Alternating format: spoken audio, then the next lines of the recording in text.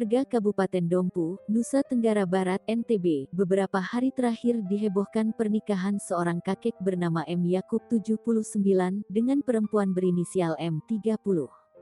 Video pernikahan yang diambil Selasa, tanggal 24 Agustus tahun 2021 itu kemudian viral itu media sosial.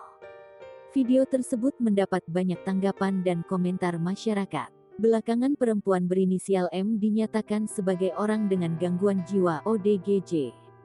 Kakek M. Yakub diketahui berasal dari Kelurahan Kandai 1.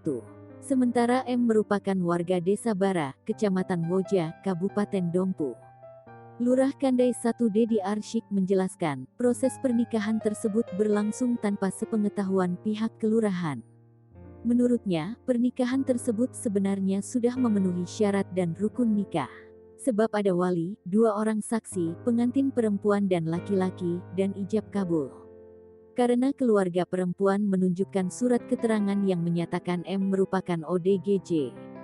Selain itu, si perempuan juga masih berstatus istri orang lain. M sudah lama ditinggal suami dan anaknya, namun belum ada keputusan ingkrah cerai dari pengadilan agama.